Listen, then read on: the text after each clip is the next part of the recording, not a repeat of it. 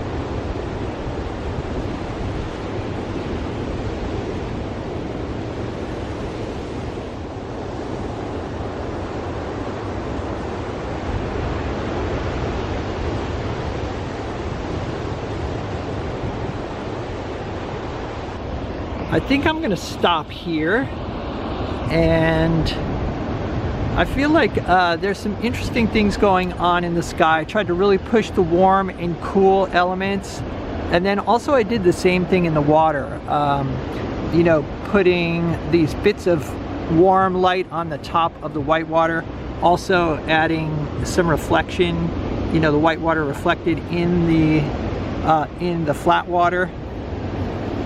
These rocks are very, very loosely scrubbed in, and I kind of leaned my ultramarine alizarin crimson mixture more towards a reddish color, and felt like that could be a nice complement to some of the greens in the water. And it's pretty much just a made-up composition. I just wanted a nice arrangement of rocks. As you can see out here, there wasn't anything that, I don't know, I didn't see anything super inspiring as far as a pattern, so I just kind of made it up. And as you can see, the sky is completely different now. All right, one of the most common questions I get is, why do you paint so many seascapes? Don't you ever get tired of painting seascapes? And the answer is no. There's several reasons. Number one, I just like being near the ocean. Number two, it's really fun because there's just so much freedom. You know, it's kind of like an abstract painting. It can be difficult because everything's moving. Like today, the sky, the clouds were, you know, changing, and the water's in constant motion. And then the rocks aren't in it. You know, you've got to move the rocks around to create an interesting composition. So pretty much everything needs to be moved around. But the colors are just so beautiful in the water. And like I said, it's just a really nice spot to paint in. It's peaceful and with the sound of the ocean and all that. One other thing I will say, another challenging thing is that seascapes can be really kind of corny or cliche. I find it a fun challenge to try to capture the ocean in a way that is not corny or cliche, and that's difficult. I think the way to do it is by focusing on the abstract patterns and leaving out details. So you're just, you know, creating an interesting pattern of shapes and then maybe pushing some of the beautiful colors that you see. At least that's what works for me, when it works. And leaving out things like seagulls and sailboats and things like that. Leave out the details. At least that's what I like to do. Anyway, I'm gonna go get a hot shower because it got cold out here once that sun set. But I'm really happy to be down here, and I'll be painting for a couple days, so there'll be more videos to come. And I may do a little analysis, an additional analysis of this painting, and I'll post that on my Patreon page. The Patreon supports what keeps me making these videos, so if you'd like to support the channel, there's a Patreon link down below. I've got additional videos on there, and then also a materials list. So check it out. Other than that, have a good one, guys. Stay creative, and I'll see you in the next video.